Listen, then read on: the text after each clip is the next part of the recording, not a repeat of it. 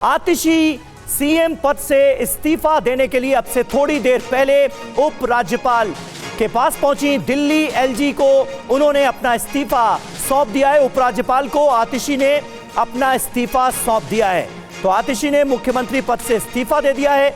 आम आदमी पार्टी की हार के बाद आतिशी पहुंची हैं सचिवालय और वहां उपराज्यपाल को उन्होंने अपना इस्तीफा सौंपा है। शिवांग माथुर हमारे संवाददाता इस वक्त हमारे साथ मौजूद हैं। शिवांग, जरा बताइए, इस्तीफा सौंप दिया है आतिशी ने मुख्यमंत्री पद से, ये तो होना ही था।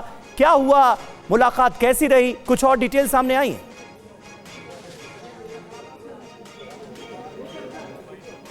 बिल्कुल समीर, देखिए, जो आतिशी मार्लेना है, जो काफ़ी वक्त से दिल्ली की मुख्यमंत्री थी, अरविंद केजरीवाल के हटने के बाद वो यहाँ पे दिल्ली सचिवालय एलजी सचिवालय पहुँची हैं और यहाँ पे उनकी मुलाकात इस वक्त चल रही है दिल्ली के उपराज्यपाल से। यहाँ पे वो इस्तीफा सौंपने के लिए आई हैं।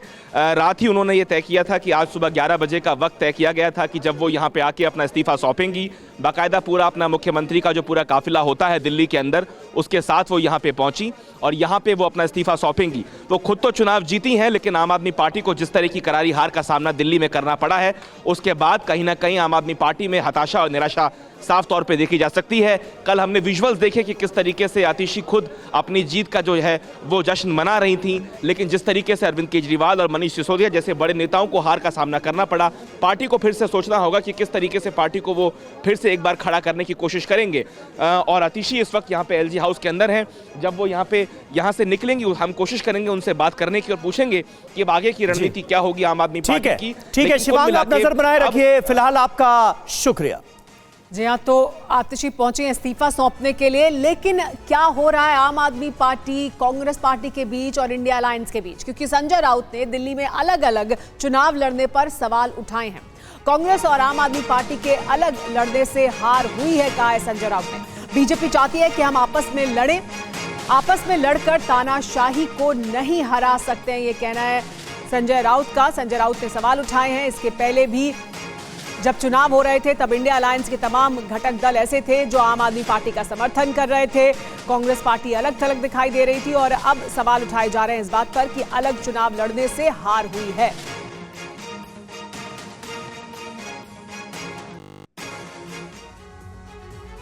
तो देखिए, ये बयान अहम है, आपको सुनाते हैं। दिल्ली में आम आदमी पार्टी और कांग्रेस के बीच गठबंधन ना होने पर संजय राउत क्या कह रहे हैं, क्या नसीहत दे रहे हैं।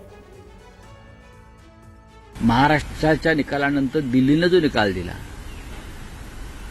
तो काँग्रेस आणि आप एकत्र लढले असते तर निकाल वेगळा लागला असता, हे आकडे सांगताय। आता लढायचं की एकत्र यायचं, ही भूमिका सगळ्यांनी घेणं गरजेचं आहे। नाहीतर मग जे चाललेलं आहे केंद्रामध्ये किंवा राज्यामध्ये एकतर्फी, त्याला आपण सगळ्यांनी मिळून मान्यता दिली पाहिजे।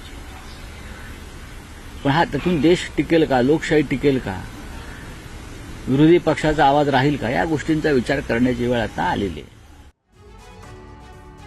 तो संजय राउत का ये कहना कि लोकशाही में अगर हमें लड़ना है तो साथ में मिलकर लड़ना होगा, तभी हम हरा सकते हैं। लेकिन आपको हम आंकड़े दिखाते हैं, दिल्ली के उन 14 सीटों का हाल बताते हैं जहां आम आदमी पार्टी की हार हुई और वहां पर कांग्रेस उम्मीदवारों को हार के मार्जिन से ज्यादा वोट मिले।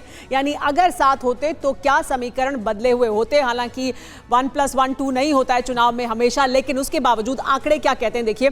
14 सीटों का हाल क्या है। सबसे अहम सीट जो नाक का सवाल था, अरविंद केजरीवाल यहां से हारे हैं, 4089 वोट से हारे हैं और कांग्रेस को 4567 वोट मिले हैं। तो इतने मार्जिन से वो हारे जितने सीट उनको मिल गई। जी हां, बिल्कुल। और जंगपुरा, जहां से मनीष सिसोदिया चुनावी मैदान में थे, सिर्फ और सिर्फ 475 वोट से उनकी हार हुई है। कांग्रेस को वोट देखिए कितने मिले हैं, 7350। जी हाँ, तो 675 वोट से हारे। लेकिन त्रिलोकपुरी सीट देखिए, आम आदमी पार्टी के प्रत्याशी 352 वोट से हारे हैं और कांग्रेस पार्टी को कितने वोट मिले? 6147।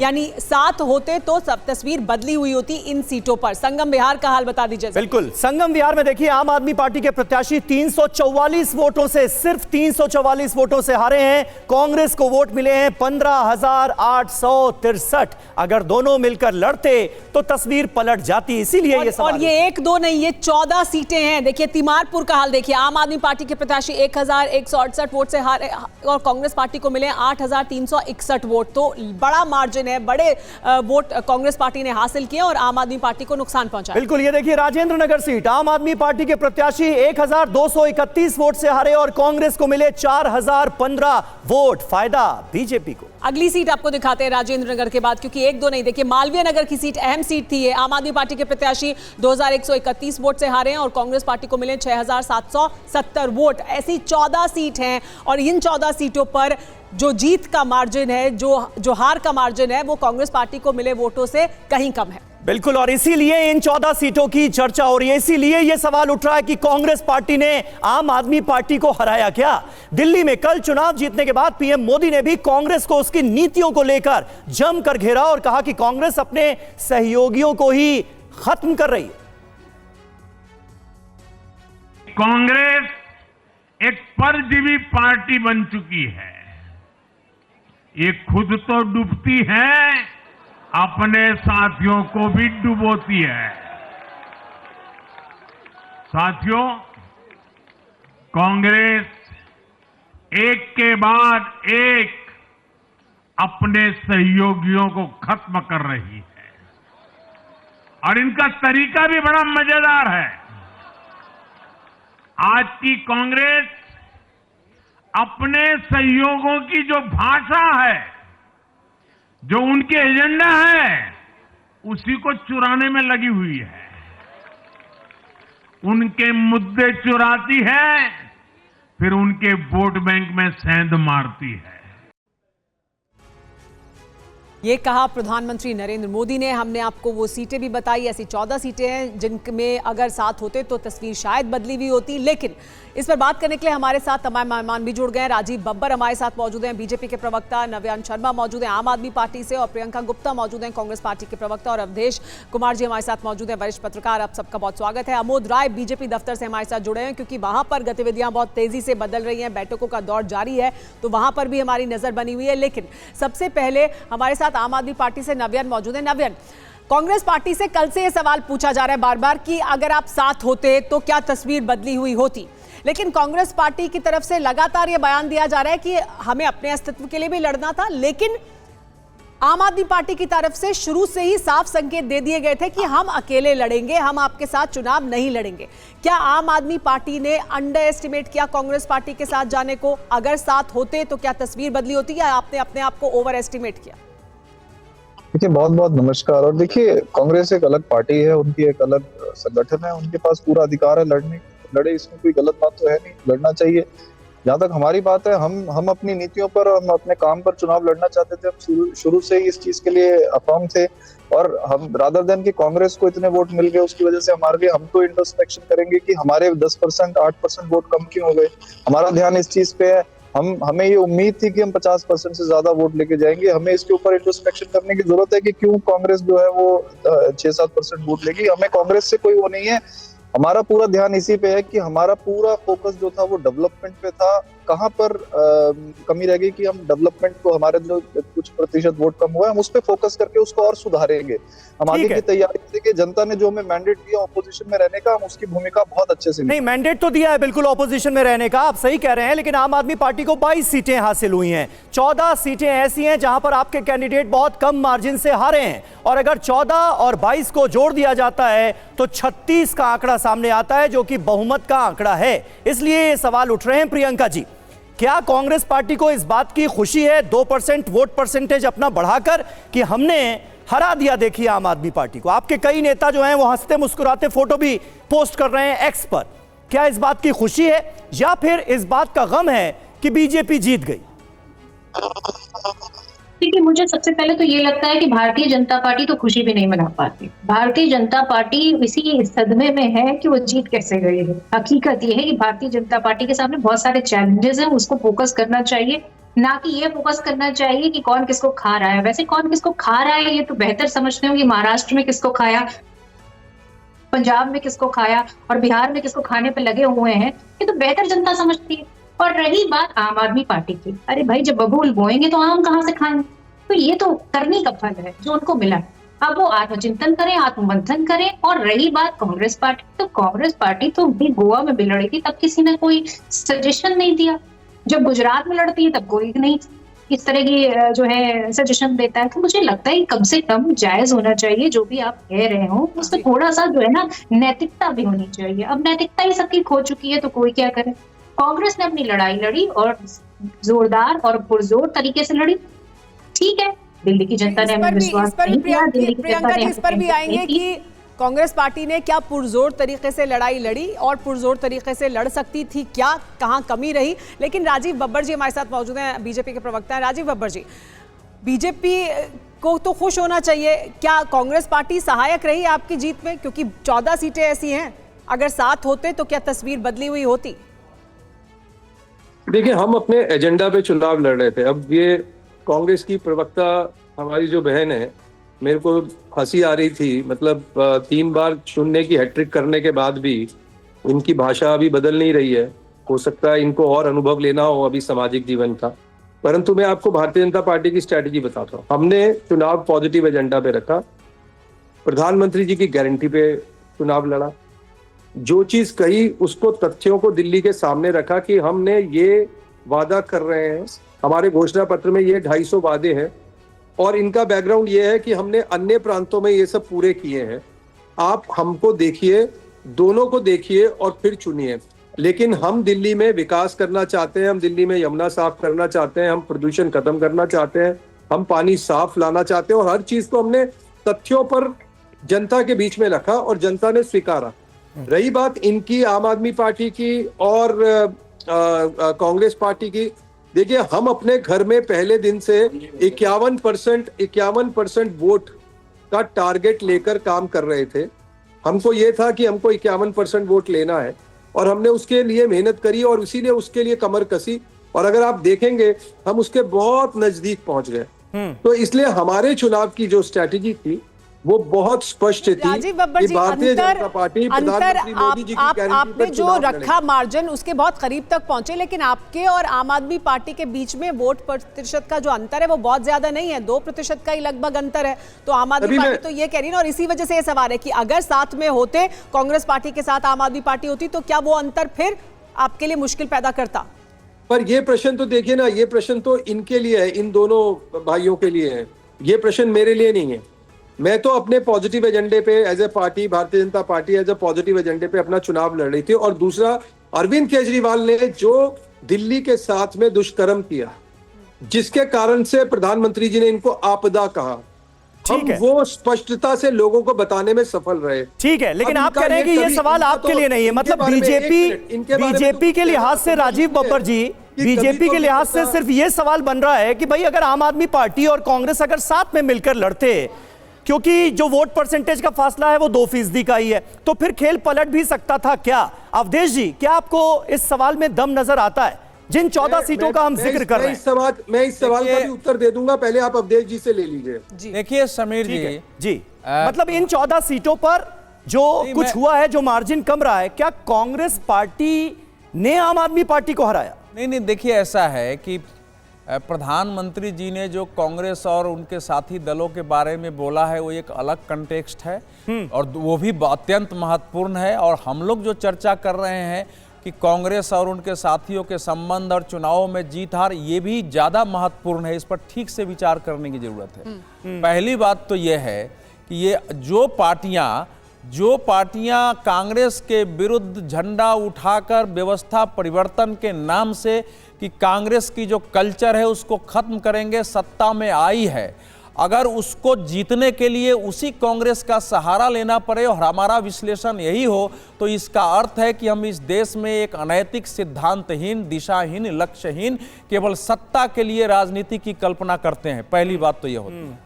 दूसरी सेकंड बात, क्योंकि अरविंद केजरीवाल की राजनीति वहां जाती है।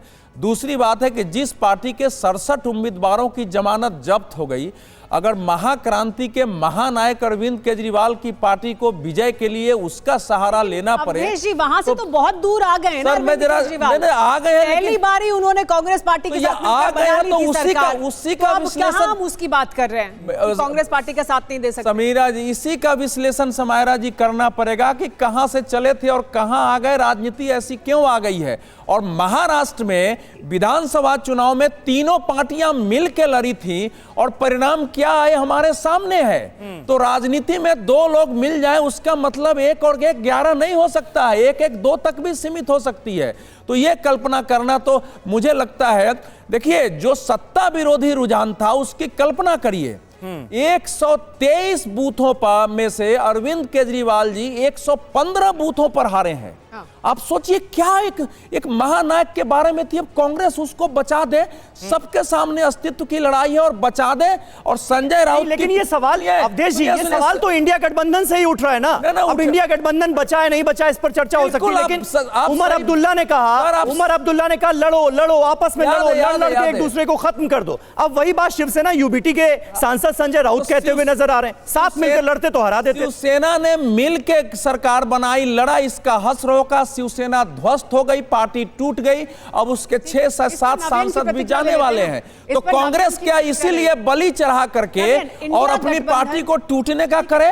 सर नवीन, इंडिया गठबंधन के भीतर से ही कल से ये आवाज उठनी शुरू हो गई, चाहे वह उमर अब्दुल्ला का ट्वीट हो या उसके बाद अब संजय राउत का बयान हो। तमाम लोगों का ये कहना कि साथ में होना चाहिए था, तब आप हरा पाते। नहीं, देखिए हम तो ये चाहते थे कि हम हराएं, क्योंकि हमने पहले भी हराया और हमें अपने कामों पे विश्वास था। और कांग्रेस क्या कर रही है उससे हमें कोई मतलब नहीं, उनकी अपनी पार्टी कुछ भी कर सकते हैं।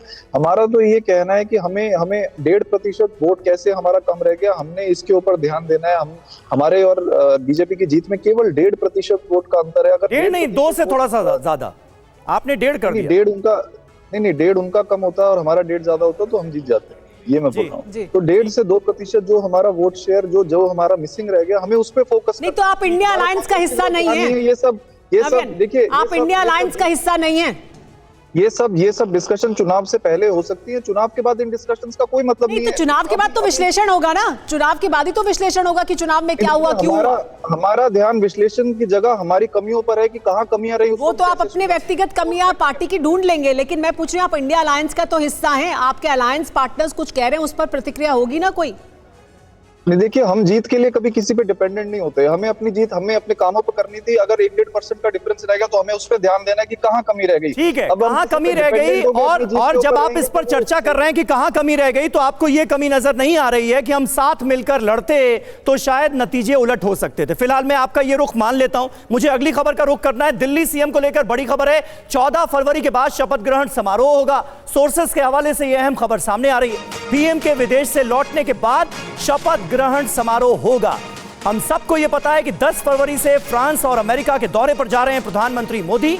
शपथ ग्रहण समारोह में सभी एनडीए नेताओं को न्योता दिया जाएगा और पीएम के विदेश से लौटने के बाद शपथ ग्रहण होगा। और इसके अलावा बीजेपी के खेमे में गतिविधियां तेज हो चुकी हैं। आज गृह मंत्री अमित शाह और जेपी नड्डा की मुलाकात संभव है। दिल्ली में सरकार गठन पर चर्चा होगी दोनों के बीच। थोड़ी देर बाद गृह मंत्री अमित शाह और बीजेपी अध्यक्ष जेपी नड्डा की बैठक संभव है, ये जानकारी मिल रही है। इसके बाद शाम 5 बजे बीजेपी के अध्यक्ष की एमएलए से मुलाकात होगी और देखिए पहुंच चुके हैं मुलाकात के लिए, ऐसी जानकारी मिल रही है। तो देखिए अमोद राय हमारे साथ जुड़े हुए हैं। अमोद, बैठक बस शुरू होने वाली है अब, जिसमें दिल्ली में क्या कुछ होने वाला है आगे, उसकी रणनीति पर चर्चा होगी। जी बिल्कुल, बैठक शुरू हो चुकी है। बैठक शुरू हुए तकरीबन 15 मिनट हो चुका है और इस बैठक में मुख्य तौर पे जो चर्चा हो सकती है कि जो क्षेत्रवार जीते हैं विधायक, उनसे आज शाम में बीजेपी अध्यक्ष जो प्रदेश अध्यक्ष हैं वीरेंद्र सचदेवा, वो मिलने वाले हैं। उनके साथ बीएल संतोष और यहाँ के जो प्रभारी हैं विजय पांडा, वो दोनों रहने वाले हैं। उससे पहले एक होमवर्क के तौर पे कि विधायकों से किन किन मुद्दों पे चर्चा हो सकती है। हालांकि ये एक इनफॉर्मल बैठक है, चाय पे कह सकते हैं कि चर्चा के तौर पे उनको बुलाया गया है। लेकिन दिल्ली में सरकार गठन की कवायद जो शुरू होगी वो 15 तारीख के बाद ही होगी। इसलिए अभी तकरीबन 6 से 7 दिन है, तो इनको कैसे इंगेज रखना है और पार्टी किस दिशा में बढ़ रही है।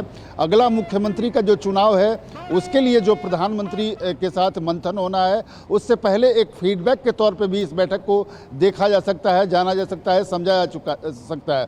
चूँकि इस बार दिल्ली में जो चुनाव हुआ है इसमें BL संतोष जो संगठन महामंत्री हैं उनकी सबसे बड़ी भूमिका रही है। अगर प्रधानमंत्री नरेंद्र मोदी और अमित शाह की बात अगर छोड़ दें तो सबसे ज़्यादा मेहनत और सबसे ज़्यादा रणनीति बनाने में आगे, टिकट का डिस्ट्रीब्यूशन, इशूज को उठाना, इन तमाम विषयों में BL संतोष जो है सबसे आगे रहे, तो उनके फीडबैक का इसमें बहुत महत्व होगा। ठीक है, दिल्ली में सरकार के गठन को लेकर मंथन शुरू हो चुका है। हमारे संवाददाता आमोद राय में जानकारी दे रहे थे। राजीव बब्बर जी, क्योंकि इस बार बहुत बड़े बड़े वादे भारतीय जनता पार्टी की तरफ से भी किए गए हैं, 27 साल बाद आप लोग सरकार में आ रहे हैं, क्या वो वादे पूरे होंगे?